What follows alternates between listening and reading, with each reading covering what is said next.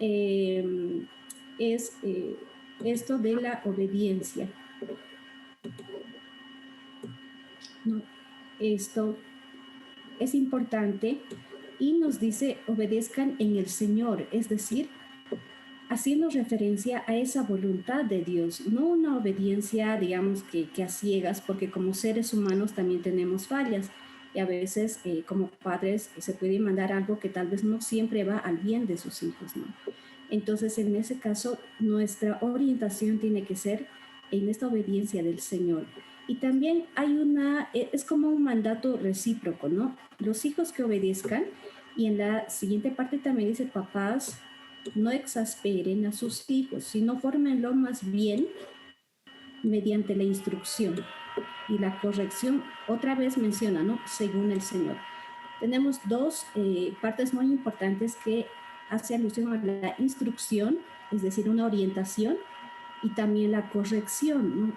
Ambas son muy necesarias, ambas, sin ellos, digamos, como que andaría un poco cojo la educación de los hijos.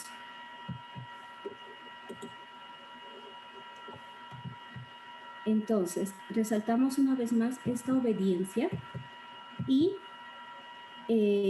ubicarnos a nosotros mismos, como les decía en un inicio, ¿verdad? Nosotros estamos aquí en un punto y tenemos esta relación con nuestros padres. Ahorita todos los que estamos participando del seminario, pues nos ponemos en esa posición de hijos, ¿no? Vamos a hacer un poco este ejercicio mental y vamos a ver cómo ha sido nuestra relación con nuestros padres y esa relación con nuestros padres también va a favorecer nuestra relación con Dios.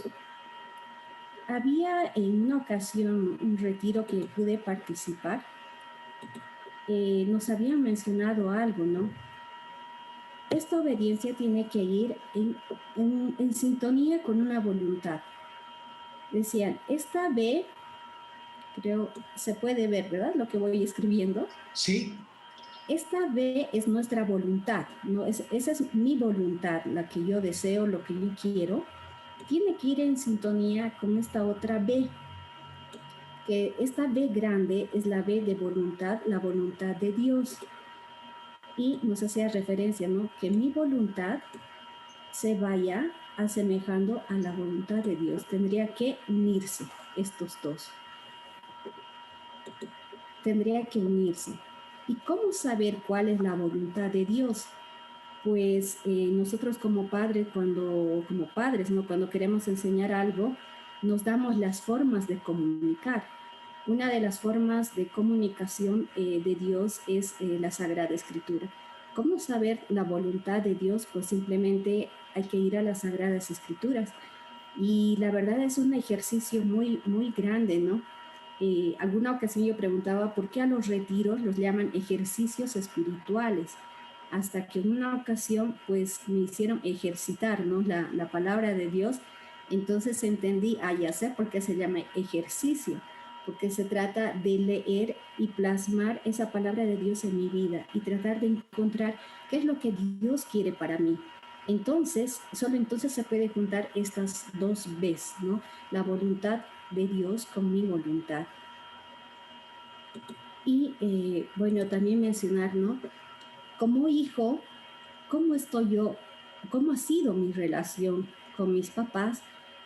También va fortaleciendo esta relación que yo voy a tener con Dios. Vamos a ver un poco nuestras historias, si digamos nos detenemos un momento, cómo ha sido mi relación con mis papás. Probablemente ahí encuentro cómo va a ser esta relación con Dios.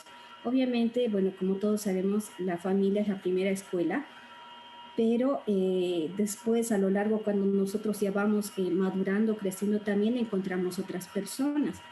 Si nuestros padres no nos han guiado a esa relación con Dios, hay encuentros con personas o situaciones que nos encaminan. Y a veces hay situaciones de las personas que lamentablemente nadie les ha encaminado. O habiéndolo intentado, quizás uno no tenía esa apertura, ¿no? Entonces cada uno tenemos una historia. Y aun cuando nuestros padres no nos hayan hablado de Dios, la forma en que yo me relacionaba con mis papás, puede ser que esa forma tengo de relacionar, ¿no?, con Dios.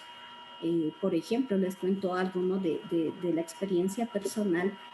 En mi familia, cómo percibía a mi papá, era alguien que orientaba, que corregía, ¿no? Porque teníamos más miedo al papá, ¿no?, que digamos a la mamá. Entonces, la imagen de Dios que yo tenía en mi inicio era eso, alguien que observaba y que me va a corregir, tal vez un poco una imagen, un poquito de miedo quizás, pero a lo largo que me he ido acercando, o las personas que me han hecho acercar a esta relación con Dios, me han ido mostrando otras imágenes de Dios, ¿no? Y entonces eso también va madurando, va creciendo.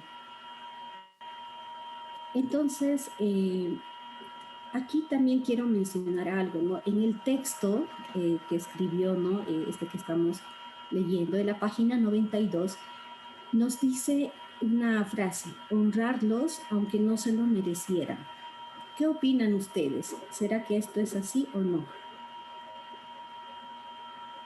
Quisiera un ratito interactuar con ustedes. El mandamiento nos dice, ¿no?, honrar padre y madre. Pero vemos cómo en la experiencia, ya sea nuestra o de otras personas, a veces el padre no siempre da una buena educación, o a veces los papás se olvidan, ¿no? En ese sentido, no sé, me gustaría una o dos participaciones. ¿Habría que seguir honrando al padre aunque no se lo mereciera? Buenas noches. Sí, Pues yo creo que sí. El mandamiento dice, ¿no?, que debemos honrarlos y no juzgarlos. Y es cierto que pueden haber papás que no se lo merecen.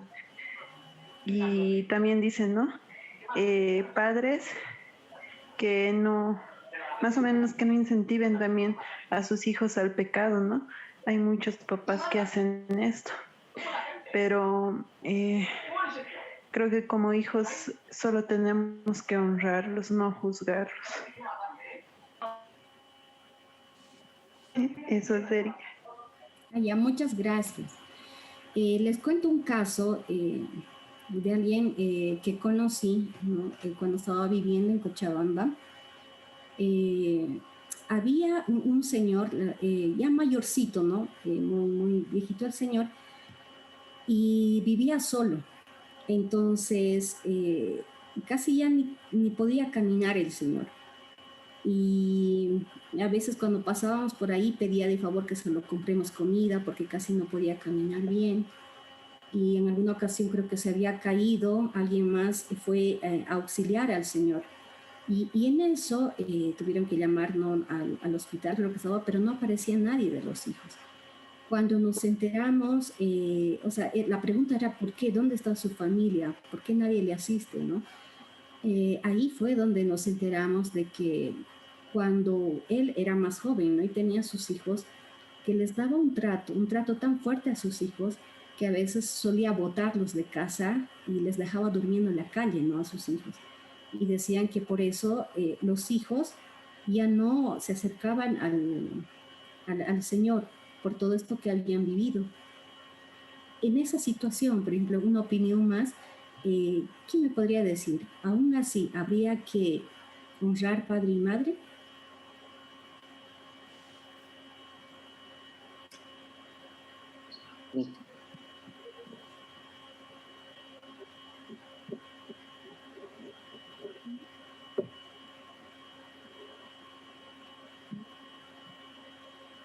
¿Alguien que se anime? Hermanita, buenas noches. ¿Puedo Buenas participar? noches. ¿Me escucha? Sí, adelante, por favor. Bien. Como dice el cuarto mandamiento, sí, yo considero de manera personal que se debería honrar padre y madre, dejando a un lado las circunstancias que uno pueda atravesar. Es evidente de que nuestros padres podrían tener un montón de errores y tal vez quizás equivocaciones, ¿no? Generalmente el ser humano repite, ¿no? Ciclos. ¿A qué me voy con esto? Que generalmente si un padre tiene esa actitud o esa firmeza o esa rudeza, como usted dio ese ejemplo, probablemente se refiere a que cuando él en un determinado momento ha sido hijo, ha sentido también o ha llevado ese mismo trato y a veces son cadenas, ¿no? Que arrastramos, o sea, de anteriores generaciones y a veces indirectamente eso lastima a los hijos. Dañamos emocionalmente, físicamente, pero como dice, ¿no? Dios, nosotros no podemos juzgar. Es más bien tendríamos que romper ciclos y quizás perdonar, ¿no? A nuestros padres, no juzgarlos y más bien enmendar todos esos errores y que eso sea un reflejo, digamos, para el hijo, para que en un futuro, cuando conforme una familia, sea mejor persona, ¿no? Sea que la experiencia que uno haya vivido nos motive a ser mejor ser humano. Y personalmente yo considero de que bajo ninguna circunstancia tendríamos que juzgar y mucho menos negar el perdón a nuestros padres y quizás asistirlos, ¿no? Como usted menciona en ese ejemplo, sé que es duro, ¿no? Tal vez es difícil al encontrarse en esa situación poder perdonar, pero creo que lo más correcto y como dice la Sagrada Escritura es que tenemos que honrar padre y madre y saber perdonar, así como Dios ha perdonado nuestros pecados y ha muerto en la cruz por todos nosotros. Muchas gracias por tu participación. Entonces, es muy importante lo que acaban de decir, ¿no? Es decir, esta pregunta que les hago, bueno, en realidad la respuesta también está en el texto. Lo pueden comparar si lo tienen a la mano en la página 92. Entonces, es correcto, ¿no? A pesar de toda la situación que ha pasado, sí se debe honrar. Quiero destacar, ¿no? Algo más que mencionaba, creo que era Carmen, la participante. Cada uno de nosotros tenemos una historia, y digamos, puede ser que mi familia lo ha vivido bastante bien, entonces no tengo nada que perdonar y todo va a ser como rosas, digamos. No me va a costar porque no tengo nada que perdonar. Pero en la situación del ejemplo que les he dado, esos hijos tienen que hacer este trabajo del perdón, ¿no? Tienen que hacer este trabajo. ¿Por qué? Porque más allá de las fallas de los padres, pues hay un don que nos han dado, ¿no? Es ese don de la vida. Entonces, vamos a ver un poco, quizás también haciendo el ejercicio con nosotros mismos, situaciones que hemos vivido con nuestros padres en las que nos hayan regañado o hayan sido injustos en el trato con nosotros. Pues también nos tocaría hacer ese ejercicio, ¿no? De perdón. También quiero poner entre paréntesis algo aquí, un error que acontece, ¿no?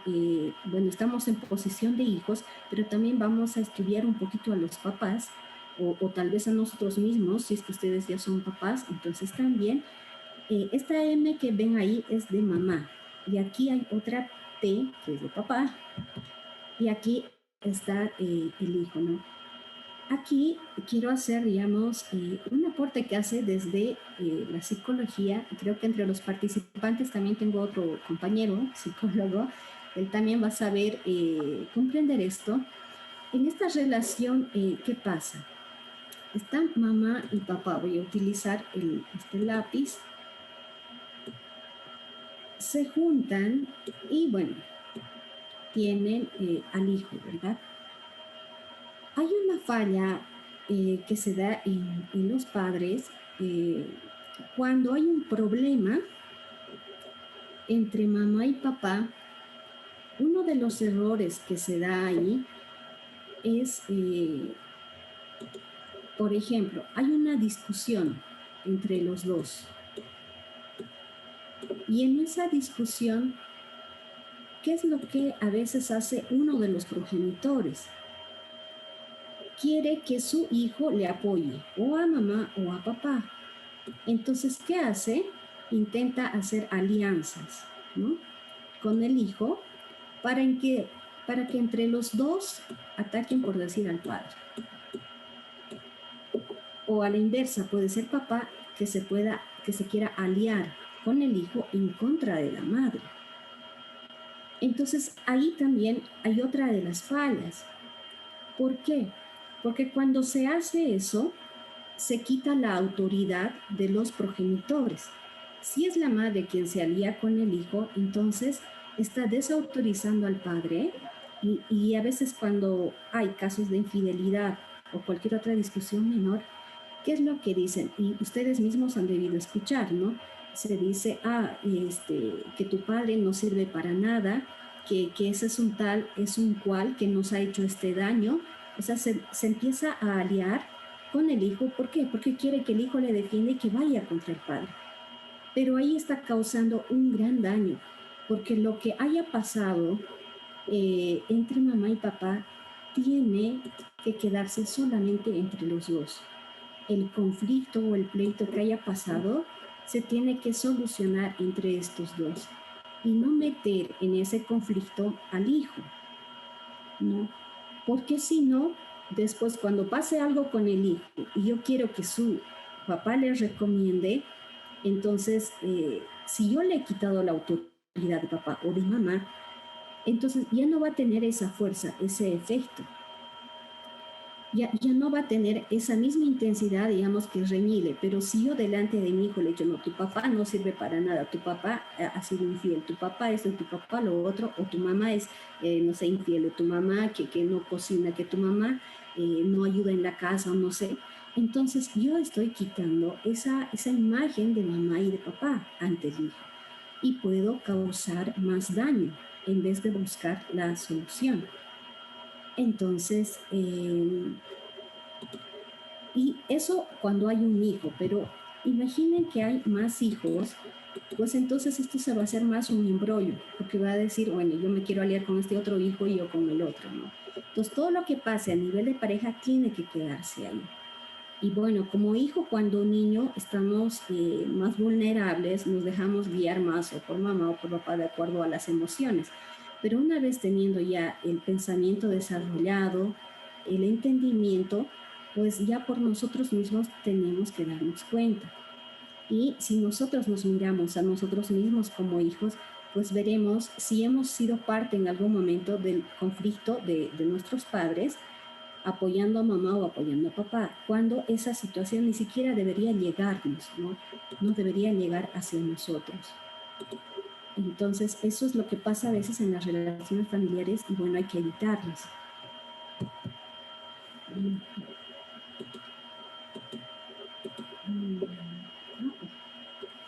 Perdón un momentito, se ha pasado. Okay, ya. Entonces, vamos a decir, pese a las situaciones de comportamiento de los papás, esto que ustedes han mencionado es muy cierto, ¿no? El valor de los papás, más aún a los ojos de los hijos, no se mide por lo que aquellos han merecido con su comportamiento, es decir, si se han portado bien o mal como han sido con nosotros, sino que este amor, este honrar a mamá y papá debe ser interior a la promesa de vida que representan. Mamá y papá nos han dado la vida, y en cuanto nos han dado este don, pues ahí debe centrarse nuestro honrar a nuestros padres, ¿no? Nos han dado la vida y con esa vida nos han abierto la puerta, nos han traído a este mundo. ¿Para qué? Nosotros, cada uno de nosotros, somos un don para la humanidad, y los que estamos aquí y a las personas a quienes vamos a hablar, pues nosotros somos una oportunidad de hacer algo en esta vida y en esta sociedad. En ese sentido tenemos que ver nuestras vidas como un don, y ya tan solamente con eso, pues ya podemos estar agradecidos con nuestros padres. y lo que haya que remediar o arreglar, pues es necesario hacerlo, ¿no? Tenemos otro punto también de la familia que muchas veces se ha mencionado, que es una escuela, ¿no? Porque es el lugar donde aprendemos todo. En esta escuela de humanidad tenemos...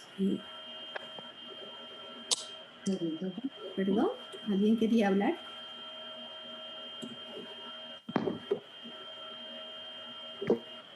No hay nada. Perdón, pensé que alguien quería hablar. Entonces, en esta escuela de humanidad tenemos una cita bíblica que nos ilumina y dice: papás, fórmenlo más bien mediante la instrucción y la corrección. Una vez más nos menciona según el Señor, es decir, tenemos dos elementos, la instrucción y la corrección. Y bueno, como había mencionado don Gualberto, soy psicóloga y en los estudios de psicología uno de los aportes que se relaciona bastante con lo que menciona la Biblia es justamente esto, ¿no? Educar a los hijos en una cultura de autorizaciones y prohibiciones. ¿Esto qué quiere decir? Amor y corrección. No puede ser solamente, digamos, amor que yo le dejo hacer todo lo que quiere a mi hijo, y tampoco tiene que ser todo prohibición, es decir, corregir todo el tiempo y sin dejarle hacer nada. Tiene que haber un punto equilibrado entre estos dos. Y tanto la psicología como la palabra de Dios, pues aquí nos muestran una enseñanza, digamos, de vida en esta escuela de humanidad para la educación de los hijos. Y bueno, nosotros que estamos aquí tendríamos que recordar cómo fuimos educados por nuestros padres, ¿no? Si más uno corregía y el otro como que consentía, pues que los dos progenitores hacían ambos roles. Estos son roles que se tienen que hacer, ¿no? Entonces tenemos este aporte tanto del psicoanálisis como también de la Biblia, que nos van enseñando lo mismo, ¿no? Y también mencionar en esta escuela de humanidad tenemos que educar para la libertad de los bienes materiales. ¿Esto en qué consiste, no? Es decir, esto que voy a decir a continuación lo comparto de algo que me enseñaron unos hermanos jesuitas, ¿no? Ellos decían: Dios nos provee a nosotros, ¿no? Ahí estamos nosotros, de todo lo que nos es necesario. Primero, el don de la vida nos da el sol que ilumina, las estrellas, es decir, todo aquello que es necesario, que Él nos acompaña en las dificultades como también en las alegrías. Y todo lo que nosotros tenemos proviene de Dios. Entonces, todo lo necesario hasta lo innecesario, ¿no? Es decir, y otras cosas más. Entonces, ¿cuál es la fuente de todos nuestros bienes? Es Dios. Y en ese sentido, si de Dios vino, ¿cuál es su objetivo, su finalidad? Que todas las cosas materiales también nos conduzcan a Dios. Solo en ese sentido alcanza su finalidad todo lo que es material. Y en esta cultura, pues es decir, esta cultura de humanidad, yo me sirvo de todo lo material con dos objetivos: uno, llegar a Dios, y el otro, poder ayudar a mis hermanos. Lo que está fuera de eso, que simplemente yo tengo bienes materiales porque me gusta y solamente quiero acumular, pues eso ya se aleja, ¿no?, del objetivo, que es: de Dios vino y a Dios vuelve. Y todo lo material también me tiene que ayudar a llegar a Dios. En tanto que eso no se cumple, pues ahí hay algo que nos está haciendo variar en lo que es el plan de Dios. Y aquí un pequeño ejemplo, ¿no? Que dice, por ejemplo, a veces nos dejamos llevar por las emociones. Y está una señora embarazada y le dice la otra: hija, le compramos algunas cositas al bebé, ¿no? Y en toda la emoción, pues uno le compra todo. Y ahí hasta el padre dice: no, algunas vamos a necesitar un armario más grande. Es decir, a veces nos dejamos llevar y pues vamos acumulando más cosas. y sin darnos cuenta, pues vamos por ese lado. Ahora, todo lo anterior estaba mencionando en un punto 1, ¿no? El punto 2, vamos a ver, le pongo el espejo al medio, ¿no? Somos hijos, como espejos o como reflejos. Aquí vamos a ver en 2 sintonías, ¿no? Nos dice el texto de la familia en la Biblia que los hijos pueden ser este reflejo de los papás. Y viéndolo, digamos, si uno observa a los hijos,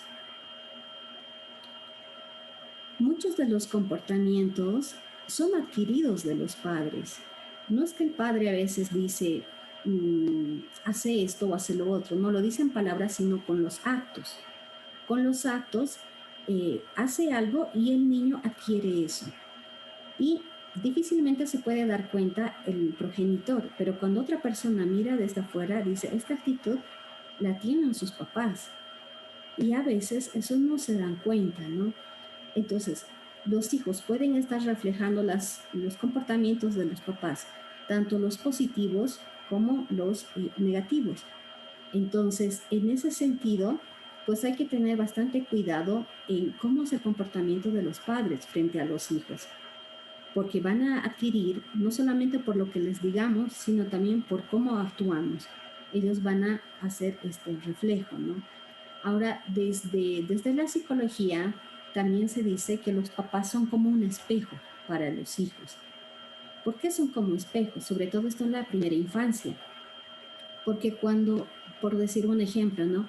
Cuando el niño se cae, las primeras veces que se cae, el niño no sabe cómo describir eso, no sabe si eso es algo bueno o eso es algo malo. Entonces, ¿qué tiene que hacer? Tiene que mirar a los papás o a las personas adultas que están ahí, y en el rostro de los papás va a saber si lo que le pasó fue bueno o fue malo. Y cuando los papás gritan, ¿no? ¡Ay, que se ha caído mi hijo!, ¿no? Gritan así, el niño deduce, lo que me ha pasado es malo, y entonces empieza a llorar, ¿no? Eso, un pequeño ejemplo. O sea, es como que están viendo, a ver, esto es bueno o es malo. Está como tal vez más o menos un orientador, un filtro. Pero a veces el papá puede actuar y decir, no pasó nada, párate adelante, arriba, párate. Entonces le enseña de que esto no es tan grave, ¿no? Que no es tan grave lo que le pasó. Y en ese sentido los papás pues tienen que tratar de mantener el equilibrio en los hijos, porque si el papá está allá, digamos, en desesperación en ese momento, el niño va a hacer una lectura de que eso es algo muy malo que le ha pasado. Y esto también acontece en casos más grandes, ¿no? Más delicados. Por ejemplo, en casos de violación, cuando pasa, hay que ser muy cuidadosos en estos casos, porque no siempre, o sea, los adultos a veces pensamos que esto es algo traumático para los niños, pero no siempre se va a establecer como un trauma. Puede ser que el niño ha vivenciado ese hecho, pero aún no sabe cómo describir, todavía no tiene una noción de sentirlo como trauma. Sí le pasó algo, pero tal vez está todavía en ese trance. Cuando los papás empiezan a hacer alboroto, lío, entonces puede ser que ahí recién se establezca un trauma, ¿no? En ese sentido, los papás pueden ser este espejo donde el niño se refleja y está intentando ver si está bien o está mal lo que está sucediendo con el hijo, ¿no? Y en esta imagen, con esta imagen del espejo, el espejo que hace nos da una imagen. Entonces, también en esta imagen, es decir, ¿qué imagen se le está dando al niño o a los hijos? O en nuestro caso, nosotros que estamos aquí participando, ¿qué imagen tenemos de nuestros papás? ¿Cómo es nuestra mamá? ¿Cómo es nuestro papá? ¿Qué imagen tengo yo de ellos? Y les decía en un inicio, la relación que tengo con ellos de alguna forma me va a orientar y guiar a mi relación con Dios. Entonces, ¿qué imagen tengo de ellos? ¿Será que esta imagen es real o es fantasiada o es imagen? Y en esto también quiero hacer énfasis en algo muy importante. Nosotros como agentes de pastoral muchas veces habremos dicho, y me incluyo yo, cuando estaba dando catequesis algún momento, solía decir, no, Dios es como un papá que nos ama y lo otro. Ahí habría que explicar un poco más por qué. Porque si yo digo Dios es como un papá y no digo nada más, pues ¿qué pasa si en mi historia familiar yo no conozco a mi padre? O por ahí mi padre me golpeaba y me maltrataba. O veía que mi padre le pegaba a mi mamá. Entonces si me dicen Dios es como un papá, entonces ya dejamos mal la imagen de Dios. Pero si yo digo Dios es como un papá que ama y le doy las características, las cualidades, entonces estoy complementando. No es cualquier padre, ¿no? Es un papá que ama, que acoge, y eso siempre tiene que ser complementado más. Y bueno, también en esto no siempre tiene que ser el papá biológico, ¿no? Como ustedes saben, cuando no hay, por ejemplo, ahora yo trabajo en un hogar de niños donde todos están lejos, ¿no? De sus familias por diversas circunstancias, entonces una institución se hace cargo de ellos. Y bueno, yo preferiría que hubiese una imagen también masculina en el hogar de niños, sin embargo, todos somos mujeres, ahí, ¿no? Todas somos mujeres, no hay una sola figura masculina. Pero los roles de todas formas se pueden, ¿no? Los niños empiezan a identificar. Por ejemplo, hay un sacerdote que está más cerca de los niños, entonces ya le identifica, ¿no? A ellos. O en mi caso, que estoy casada con Misael y dicen, no, ¿dónde está? A veces me dicen, tú vas a ser mi mamá, ¿y dónde está mi papá? Y me preguntan así. Entonces, son ellos mismos que van identificando a alguien. Y ahí se puede aprovechar mucho para decir las cualidades de un padre. Y que con esa imagen vayamos trabajando también la imagen que nosotros tenemos de Dios Padre. En este punto, muchos de ustedes conocen, ¿verdad?, la parábola del hijo pródigo. ¿O habrá alguien que no lo conoce por si acaso?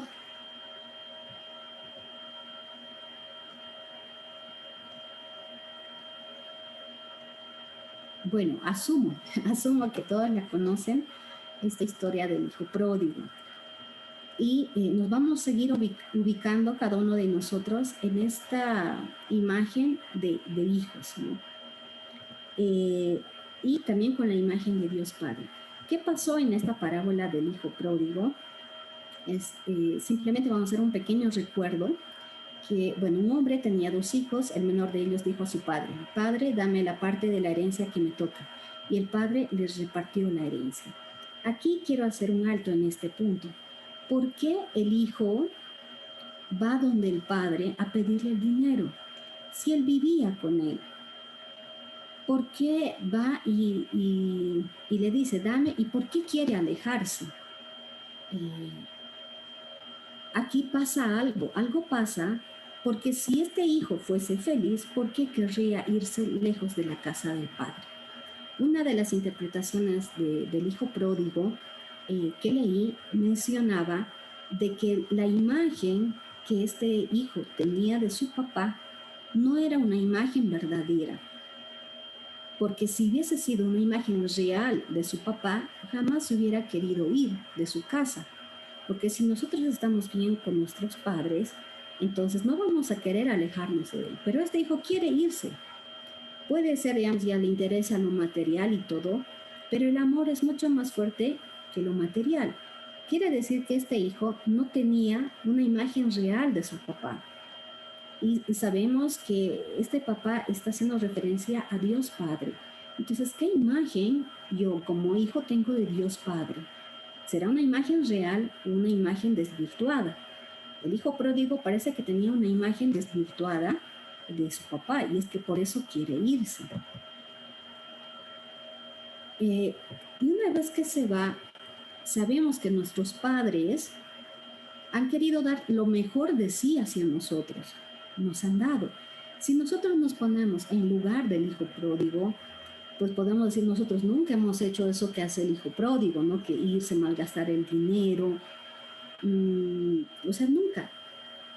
No, o tal vez sí, no sé, pero digamos, en mi historia no hice eso tal cual como el hijo pródigo, pero sí hemos sido hijos pródigos cuando no hemos sabido poner en práctica todos los dones, todos los talentos o las virtudes y enseñanzas que nos han transmitido nuestros padres, porque es todo eso que nos han dado, sus dones, nuestros padres, y algún momento que yo me he extraviado, me he perdido, también he sido hijo pródigo.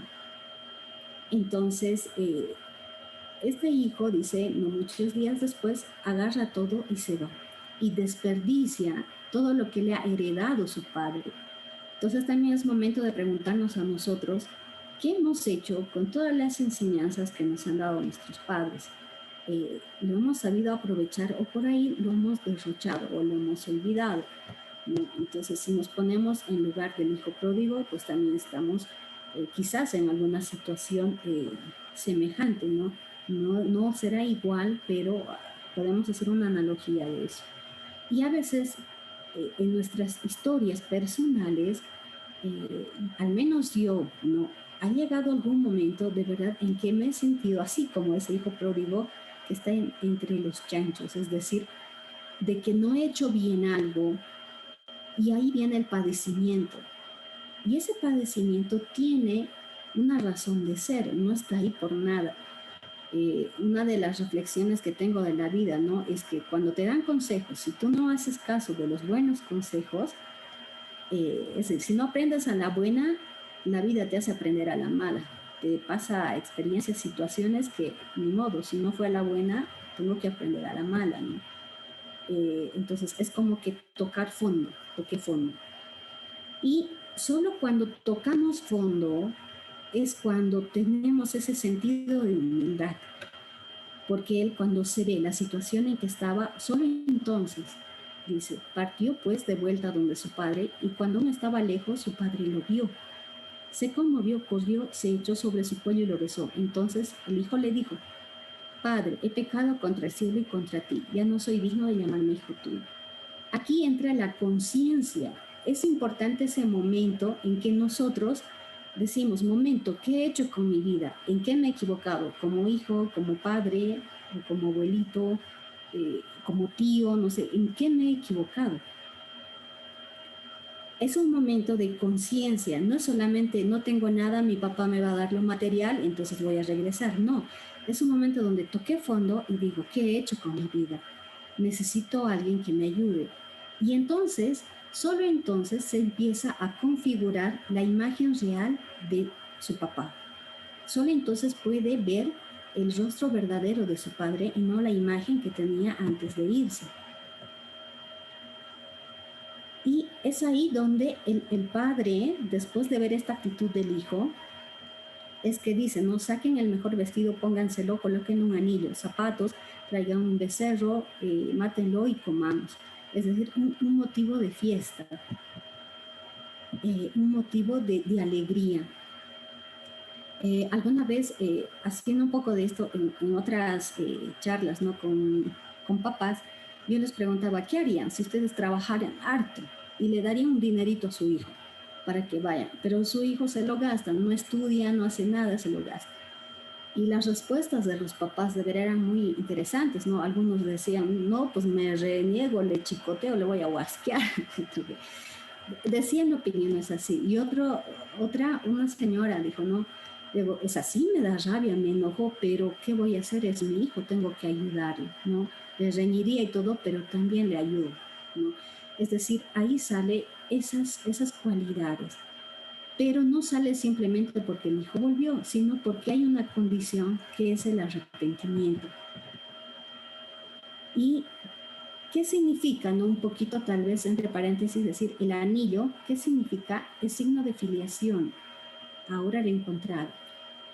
Pónganle el anillo, dice. Es decir, el anillo tiene un significado muy grande. Entonces, es otra vez, vuelves a ser mi hijo, porque cuando se va hemos perdido esa cercanía, nos hemos alejado de la casa del Padre, porque nosotros lo hemos decidido. Pero después ese momento de reconciliación, es decir, de nuevo, a partir de ahora, nuevamente eres mi hijo. Yo nunca te dejé de querer, pero fue el hijo quien se alejó. Entonces el padre, nuevamente eres mi hijo. Las sandalias, ¿qué quiere decir? Es un signo de libertad recuperada. En la cultura hebrea y antigua, los esclavos iban descalzos, los hombres libres iban calzados con sandalias. Él estaba siendo esclavo. Muchas veces nosotros también somos esclavos, ¿no? De a veces de nuestros gustos, satisfacciones, impulsos. Entonces, es decir, recobramos esa vida. Y el traje nuevo, eso también es algo que siempre aparece en la Biblia o en los bautizos, ¿no? Es tener un nuevo traje, signo de cambio, de reconciliación, imprescindible para una vida nueva y para una fiesta que después va a llegar. Y bueno, como signo de la reconciliación viene lo que es el sacrificio de un novillo que representa la comunión, donde todos nos alegramos, ¿no? En eso, bueno, nos ilumina lo que era el hijo pródigo, viéndonos a nosotros también como hijos. Luego, el último punto de este capítulo, ¿no? Es el ser como niños. Menciona bastante en el texto esta relación de Jesús con los niños y destacando algo muy importante que es la docilidad. Esta docilidad. En la época de Jesús, ¿qué representaba ser niño? En esa época representaba, digamos, era parte del pueblo marginado, mujeres y niños. Solo tenían, digamos, importancia o ya una connotación como hombres a partir de los 12 años, es decir, de que ya tiene madurez, que puede pensar y razonar. Pero no los niños y no las mujeres, ¿no? Y por eso es que no se les permitía que los niños estén junto a los grandes o que los niños les tocasen, que tocasen a Jesús. Por eso hay ese pasaje donde al final Jesús dice, no, dejen que los niños se acerquen a mí. Las mujeres querían, ¿no?, que sus hijos tocaran a Jesús. Ese signo de decir, oh, quiero que mis hijos se acerquen a Dios. Y ahí, bueno, los discípulos apóstoles también contemporáneos en su época, era lo normal, ¿no?, que los niños no tenían que acercarse, y menos al maestro, digamos, que no, porque era parte del pueblo marginado. Pero ahí Jesús da una nueva condición, es decir, no, y más bien realza cualidades de los niños y nos invita a nosotros en esto.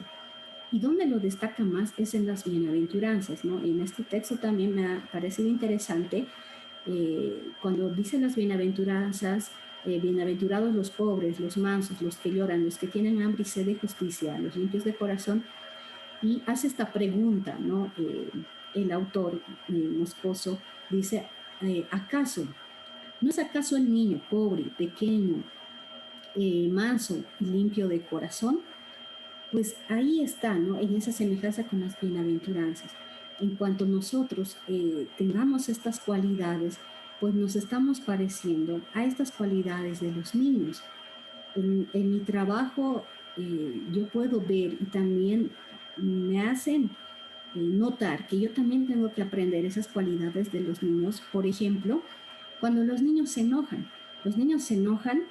y se pueden decir de todo, se empujan o hasta se agarran sus cabellos, lo que sea, pero instantes después ya están otra vez como amiguitos, no guardan esos resentimientos que generalmente los adultos los tenemos, que cuando nos enojamos con alguien, pues eso nos dura bastante tiempo y a veces no queremos enojar, no queremos abrumarnos.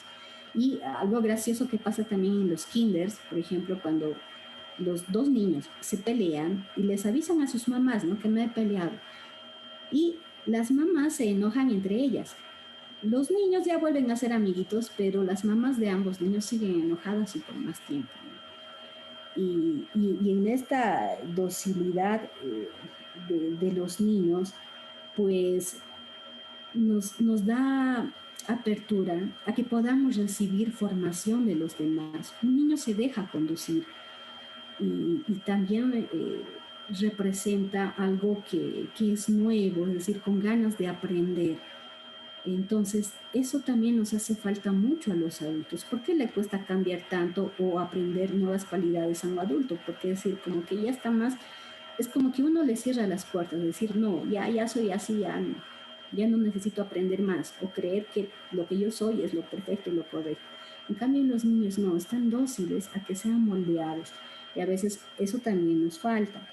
Y otra imagen también que aparece de Dios es que Dios, siendo, no sé, el Todopoderoso, el Creador de todo, quiso encarnarse, quiso descender y ser un niño con pañales que tenían que bañarle, limpiarle, enseñarle a leer, a escribir, enseñarle todo. Dios se abajó tanto, quiso ser como uno más de nosotros, dejando todo lo que Él era, ¿no? Y todo lo que es Dios. Y a veces nosotros somos a la inversa, ¿no? En vez de tener esta humildad o abajarnos, pues queremos a veces demostrar más a que yo soy esto, yo soy lo otro. Entonces, esta invitación es más a eso, a acercarse a estas cualidades de los niños, ¿no? De ser dóciles, de ser mansos. Y en esta relación con el espejo, pues Jesús también, como hijo, es espejo de Dios Padre.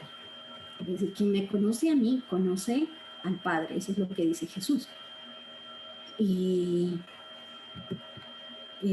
mediante él podemos conocer el rostro de Jesús, digo, el rostro de Dios. Jesús se hace niño, Jesús refleja a Dios, que es Padre y Madre a la vez, ¿no? Yo no sé mucho de los significados de esta imagen, pero lo único que sé quiero compartirles es esta pintura del hijo pródigo. Si ustedes observan las manos, una es más delgada y la otra es un poco más gruesa, digamos, más firme, se ve, ¿no? Lo que me han compartido es de que esta mano que está delgada representa a Dios como madre y la otra mano a Dios como padre. Entonces, Jesús es capaz de reflejarnos a Dios Padre y a Dios Madre con todas sus actitudes, con todo lo que ha vivido. Entonces, pregunta para nosotros. Yo soy reflejo de Jesús como buen hijo, es decir, Jesús fue un buen hijo. ¿Será que yo también soy un buen hijo? Y en tanto padres, la siguiente pregunta sería, yo soy reflejo de Dios Padre y Madre para mis hijos. Es decir, ¿será que mis hijos pueden ver en mí a Dios Padre y a Dios Madre? Entonces, quizás estas dos preguntitas, ofrecerlas, ¿no? Como tal vez una reflexión de todo lo que es este capítulo del amor filial, del amor de nosotros como hijos, ¿no? Tal vez cada uno podrá quedarse con algo de este capítulo pensándonos a nosotros mismos como hijos. Y bueno, aquí para terminar este capítulo, no falta uno más, que trataré de ser más breve, de esta docilidad, de entregarnos en las manos de Dios. Creo que no hay mejor lugar que estar en las manos de Dios, porque como personas, como seres humanos, si nos ponemos en las manos de otro ser humano, pues creo que corremos riesgo, porque ni el otro es perfecto ni yo tampoco, pero en las manos de Dios creo que no hay lugar mejor, ¿no? Creo que ahí sería este primer capítulo, digo, el amor filial. ¿Será que alguien gustaría compartir la respuesta a esa pregunta que había planteado?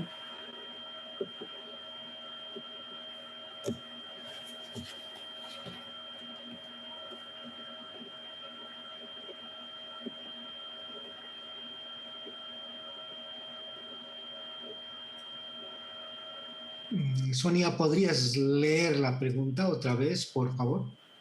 Sí, claro que sí. Es... Un momentito. Es decir, bueno, son dos preguntas a elección. Una, ¿soy reflejo de Jesús como buen hijo? Y la otra es si yo soy el reflejo para mis hijos, ¿no? Si yo reflejo a mis hijos la imagen de Dios Padre y Madre.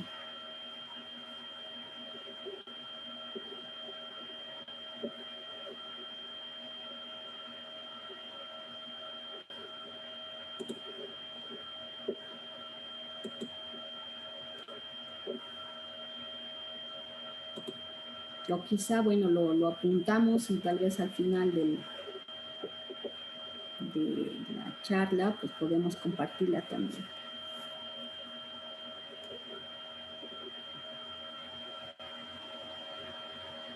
Bien, entonces tenemos el otro capítulo, que es el capítulo 4, con lo que termina ahí el texto, que es un tema también de verdad bastante importante, que es el amor fraternal. Entonces, en cuanto a amor fraternal, bueno, trataré de ser más puntual, creo que con lo otro me he extendido un poquito, así para que nos alcance el tiempo, ¿no? A ver, presentarles...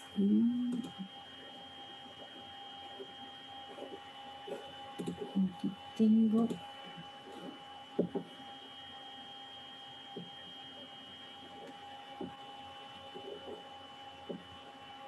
Aquí, presentarles, ¿no? Esto del amor fraternal. Aquí voy a puntualizar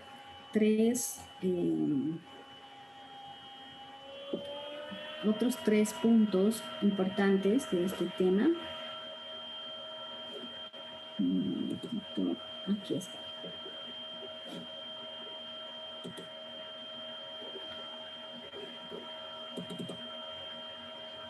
Entonces, estos tres puntos es una educación para el amor, el otro es hacerse prójimo y el último, hermanos o también hermandad. Visto de estos dos puntos, hermanos cuando tengo yo un hermano de sangre y lo otro pues hermanos en cuanto que habitamos el mismo planeta y entre todos somos hermanos.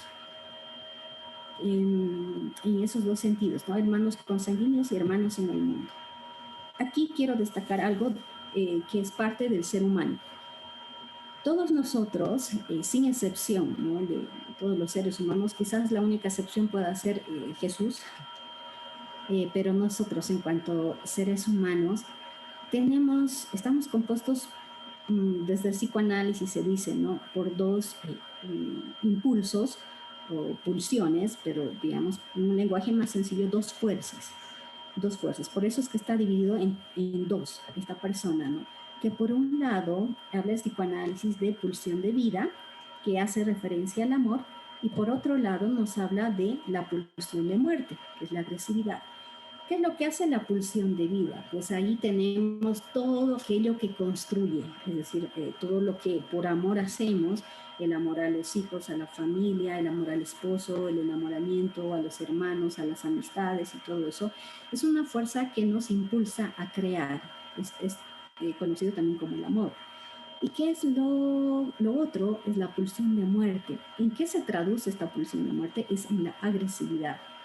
Agresividad es aquello que va a destruir, que puede destruir a todo lo que está afuera de nosotros o también nos autodestruye, ¿no? Nadie puede decir, no, yo no tengo agresividad, que soy una persona muy tranquila. Eso no es cierto, ¿no? Desde que hemos nacido al mundo tenemos estas dos fuerzas porque son necesarias. Un bebé en un caso de riesgo de vida, ¿qué es lo que hace? Va a morder o va a arañar, va a patear.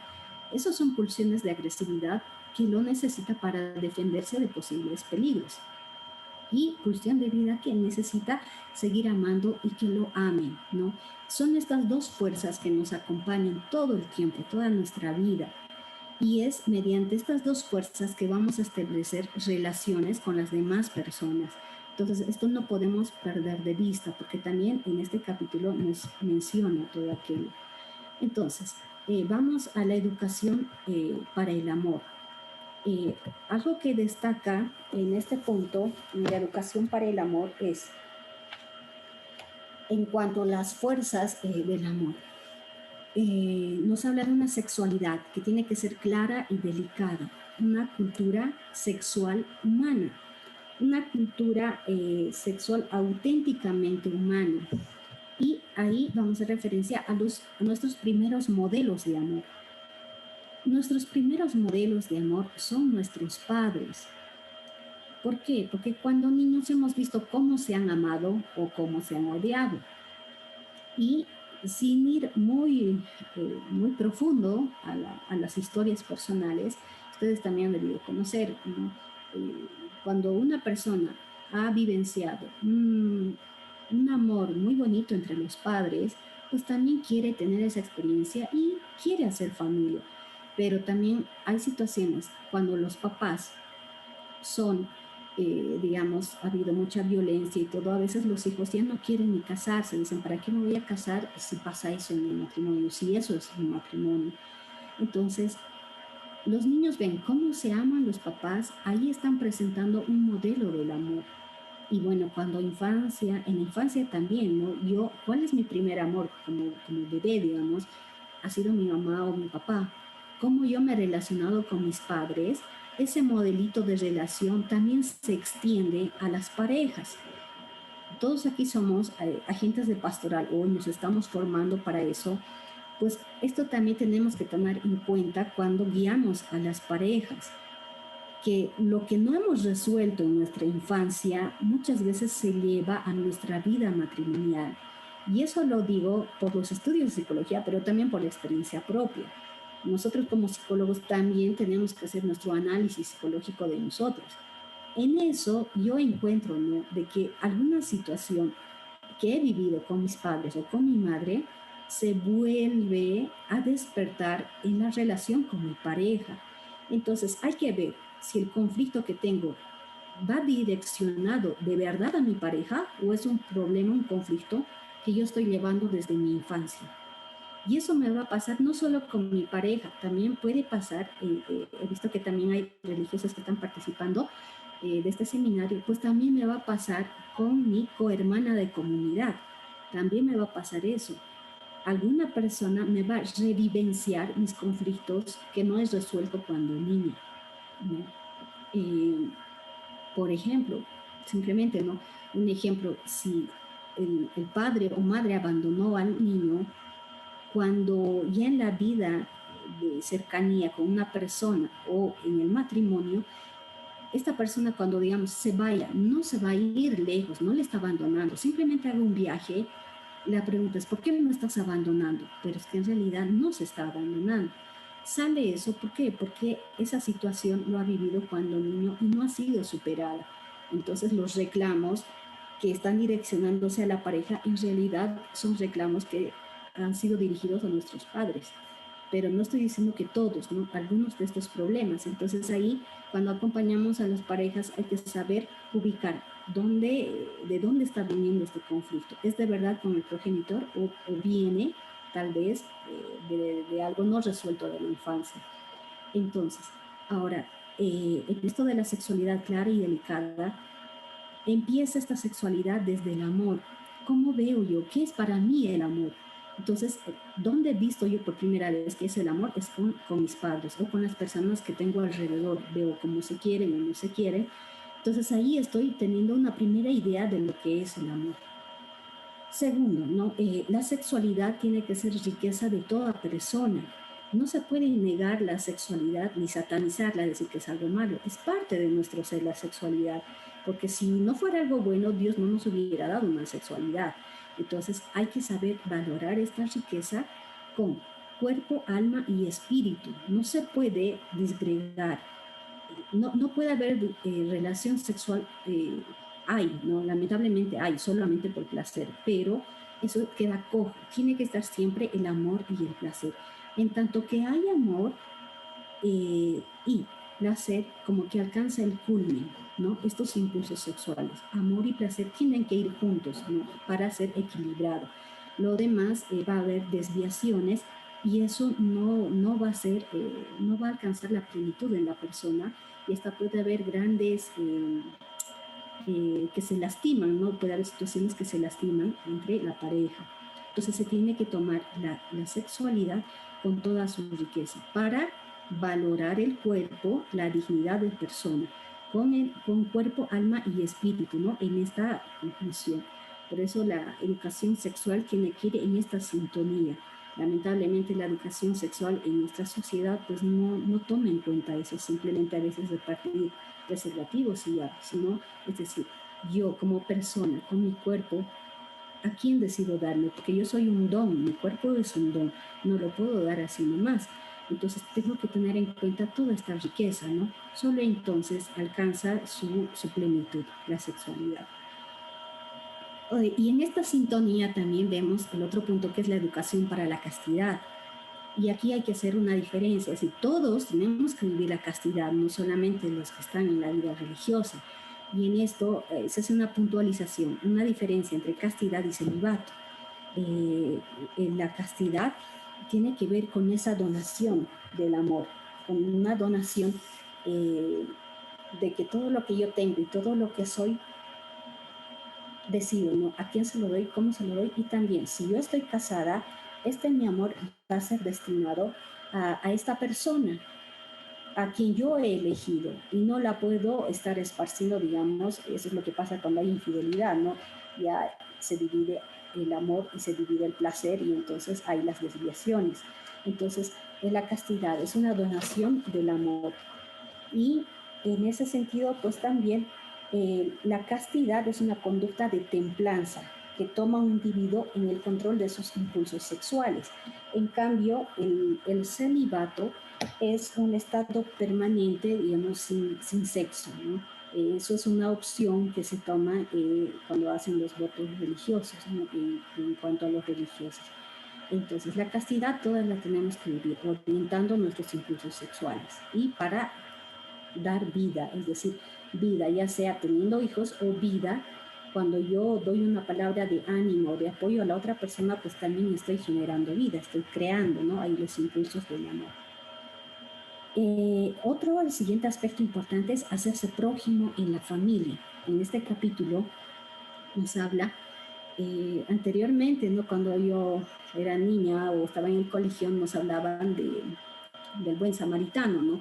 ¿Qué es el prójimo? Y ahora yo caigo en cuenta que yo tenía mal entendido lo que es el prójimo. Solía decir, no, prójimo es todas las personas que están a tu alrededor, ese es tu prójimo, pero en realidad no lo es. Y este texto me ha esclarecido más qué es el hacerse prójimo. Puede ser que yo vivo en familia, pero puede ser que no sea mi prójimo, mi familia. Entonces, ¿qué es ser prójimo? Tiene que ver esencialmente con la misericordia. ¿Y qué es misericordia? ¿No? Vamos a un poquito ver la etimología de esta palabra que viene del latín, misere, que significa miseria, necesidad, cor o cordis, que significa corazón, y ia, ¿no? La última palabra es hacia los demás. Entonces, ¿qué quiere decir misericordia? Poner el corazón donde hay miseria, o significa tener un corazón solidario con aquellos que tienen necesidad. Entonces yo les pregunto, ¿quién no tiene necesidad? La verdad es que todos somos necesitados, y si lo decimos con palabras más duras, pues de alguna forma todos somos miserables, no tenemos nuestras miserias. Hemos dicho que tenemos una fuerza que es del amor y el otro que es de la agresividad. Y en esa parte inconsciente se aloja todos esos deseos negativos, oscuros. Entonces también yo soy miserable y necesito que alguien venga a iluminarme. Entonces, en cuanto yo pongo mi corazón en la necesidad del otro, entonces la otra persona va a ser mi prójimo.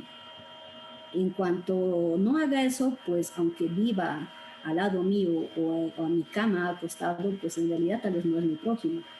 Vive conmigo y no estoy haciendo que sea mi prójimo. Pues eso tiene que ver.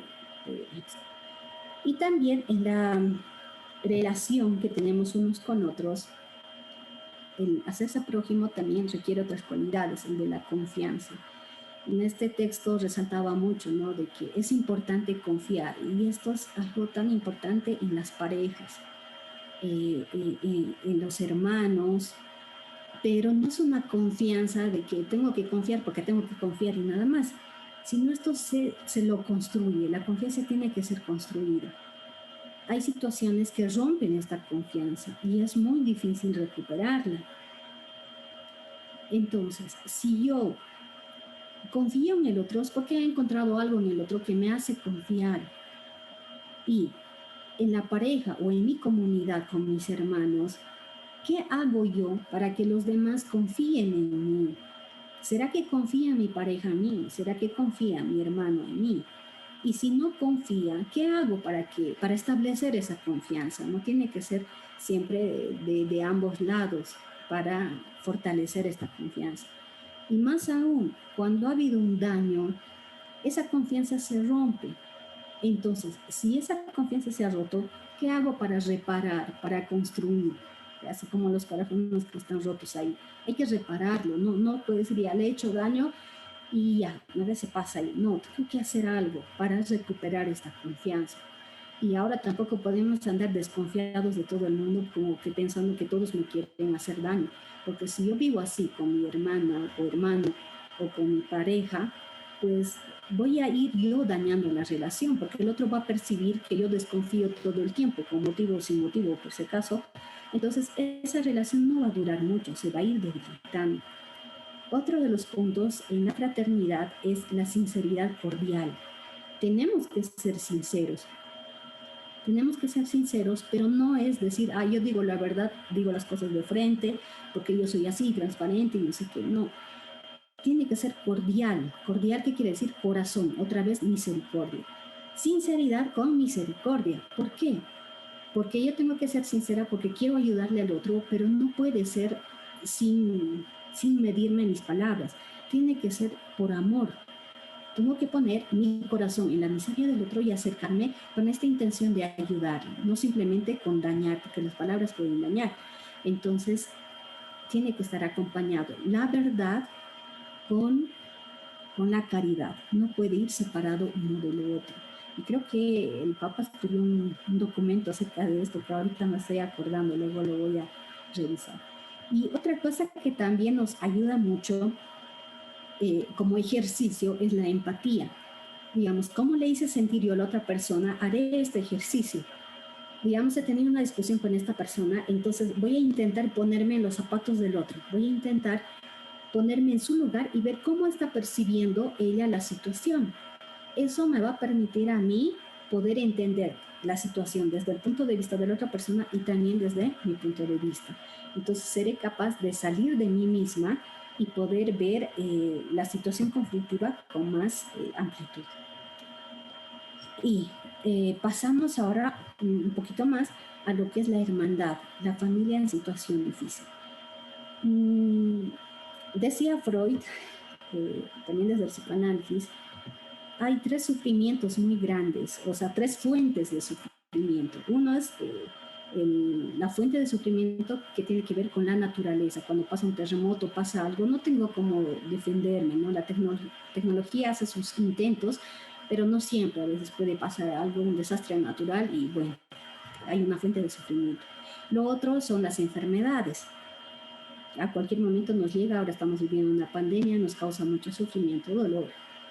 Y otra fuente de sufrimiento son las relaciones humanas, ¿no? Es decir, mi relación de mí con el otro yo. O sea, yo soy un yo y la otra persona es otro yo.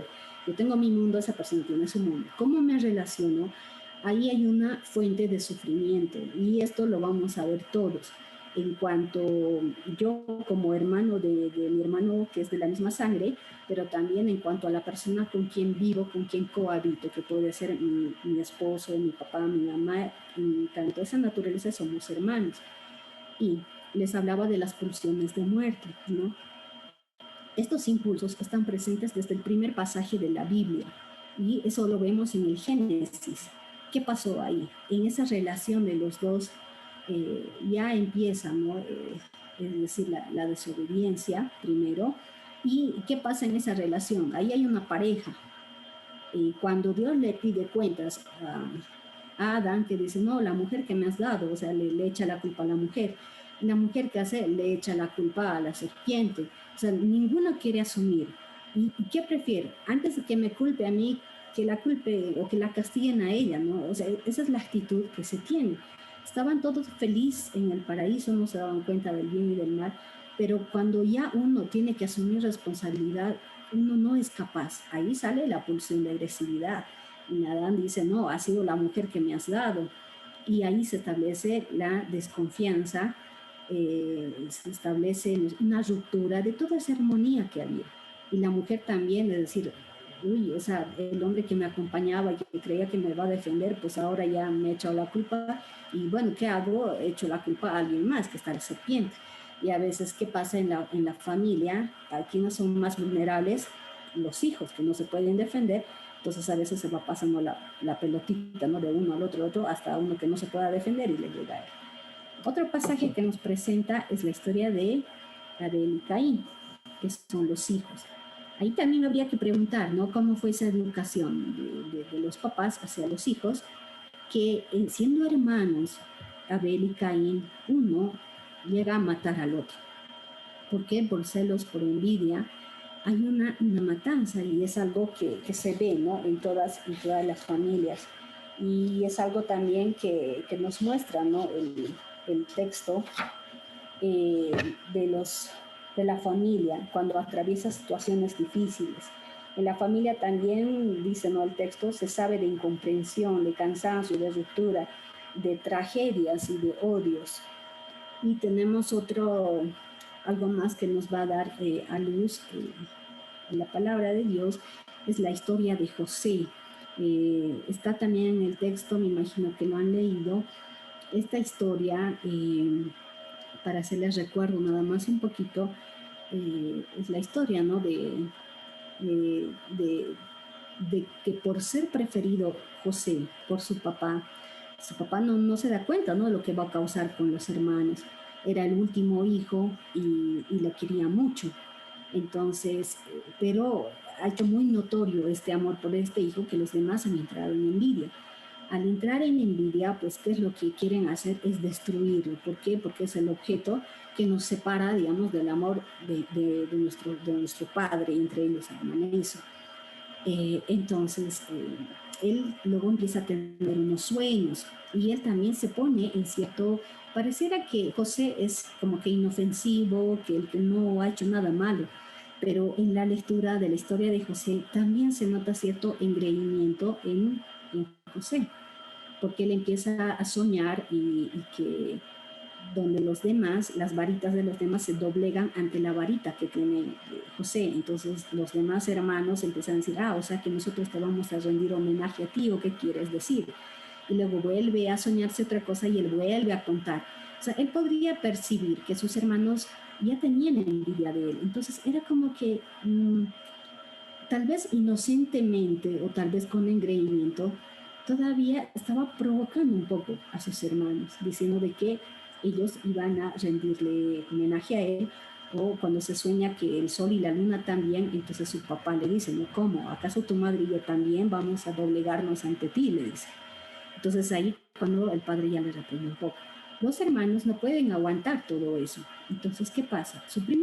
En el primer momento, su intención no era deshacerse de su hermano, pero cuando todo esto crece, esta parte oscura que tenemos, los impulsos de agresividad, las pulsiones de muerte, pues quieren destruir a su hermano para que su padre les ame también a ellos.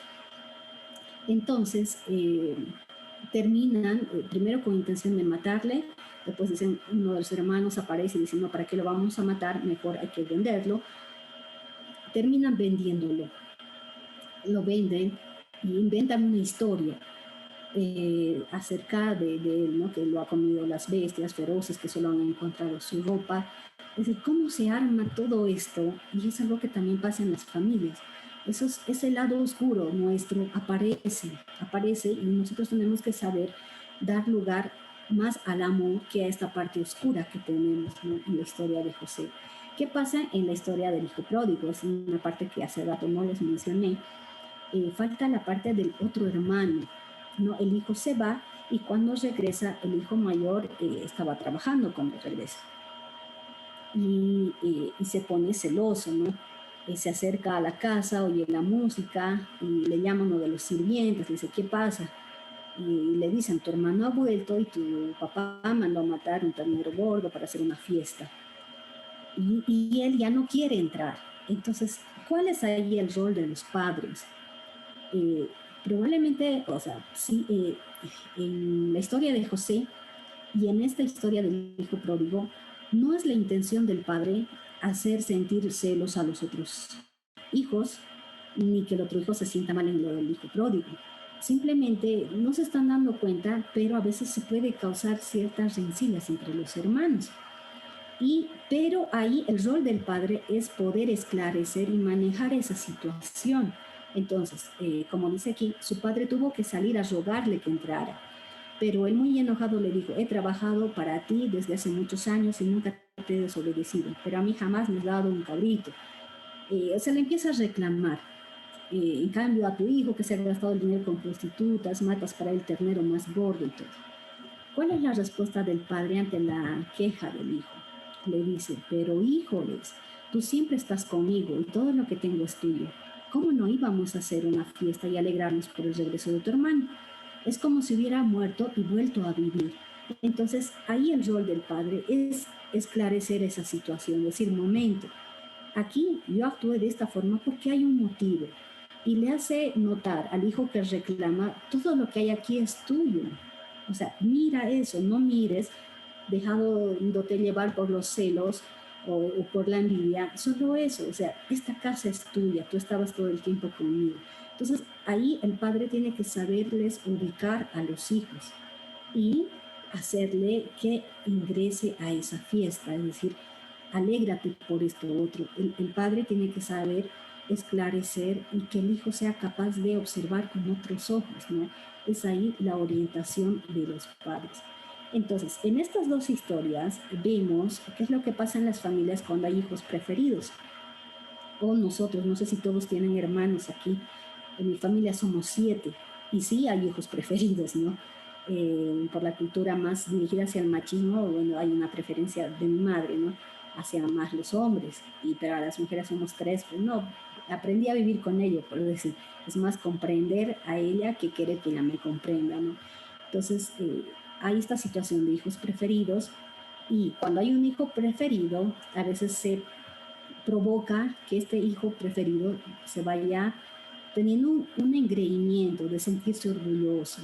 Y el hijo tiene que comprender, o si en alguno de los que estamos aquí uno ha sido el preferido, el ser preferido también denota responsabilidad. Y cuanto niño tal vez no me doy cuenta, pero cuando ya soy adulto tengo que darme cuenta que no tengo que dar lugar mucho a eso. ¿Por qué? Porque va a causar la rivalidad con los otros hermanos, ¿no? Y obviamente viene la envidia de los hermanos. Entonces aquí, entre el hijo, entre el padre y el hijo preferido, ¿quién va a tener más madurez para poder manejar esta situación? Pues es el padre. Y el hijo, algún recurso va a tener, pero tal vez va a necesitar madurez para poder manejar esta relación entre los hermanos, ¿no? Y eso nos puede pasar, incluso en las familias pasan, ¿no? Escuchas situaciones cuando, digamos, están solo la pareja, aparece el hijo y aparece también los celos, ¿no? Es decir, te dedicas más al hijo, ya no me haces caso a mí, pero aparece todo esto, a veces de una forma más notoria y a veces no tanto, ¿no? Entonces, son situaciones que se nos presentan y hay que saber vivir, ¿no? Esta orientación desde la palabra de Dios también, que es algo que nos ayuda, una fuente para guiarnos en nuestra vida. Y en todo esto, si ven al inicio, empieza en la historia de José. Quieren deshacerse del hermano que les quita el amor del padre. Y empieza con eso, pero después tienen que mentir. Tienen que seguir mintiendo que alguien se lo ha comido, una bestia. Y entonces ahí aparece la mentira que aleja esta hermandad, que va alejando, va separando del amor. Y de eso pues las consecuencias del padre que llora tanto, que ya ni caso les hace a los otros hijos. Y los otros hijos también se van renegando, al final asumen que, bueno, tenga el hijo preferido porque luego empieza a querer a Benjamín. Y los otros como que ya se resignan, ¿no? Entonces ahí hay que ser muy cuidadosos los padres cuando se demuestra el amor hacia los hijos, ¿no? Es decir, por mucho que tenga una preferencia que salga de forma natural, porque yo no me planifico a quién voy a preferir, si no es natural, pero que eso no sea percibido, ¿no?, por los hijos. La mentira nos aleja, nos distancia y por eso tenemos que más bien nosotros vivir en la verdad como los hijos de Dios que somos y de esta forma poder salir, ¿no?, hacia adelante. Lo último de esto, ¿qué es? Cuando hay esas rupturas, esas enemistades, esos sentimientos oscuros que nos dominan a nosotros, ¿qué queda? El camino de la reconciliación. Como decían en las opiniones hace rato, tenemos que hacer ese trabajo de reconciliación. cuando hay ese arrepentimiento, siempre y cuando hay, no es que ya le he sido infiel a mi esposo o a mi esposa, le pido perdón, regresamos y otra vez le soy infiel y otra vez le pido perdón y regreso. No en eso, allí no hay arrepentimiento ni propósito de enmienda.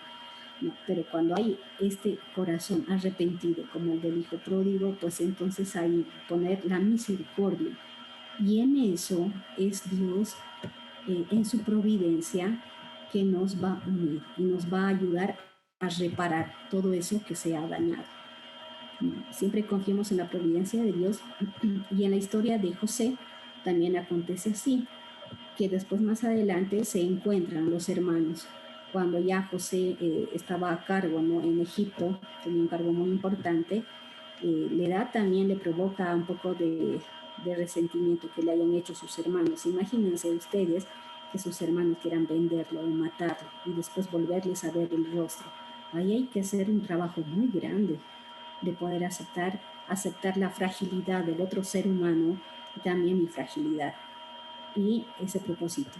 Cuando nosotros ponemos ese propósito, aunque no tengamos la capacidad de perdonar, Dios nos va a ayudar a hacer el resto, ¿no? Porque ahí está la providencia de Dios. Y eso se reconcilia en la historia de José. Él perdona a sus hermanos y se vuelve a hacer cargo, ¿no?, de su papá. Entonces, a través de estos dos capítulos les invito, ¿no?, siempre a que nos pongamos en las manos de Dios, porque Él nos puede ayudar en todo momento. Y bueno, darle las gracias sobre todo a Dios por todo lo que nos da, por esta oportunidad también de poder compartir estos temas y también la oportunidad que me dieron para poder compartirlo con ustedes. Sería esa mi reflexión o mi compartir acerca de estos dos últimos temas, ¿no?, que hemos trabajado en el transcurso de estos seminarios.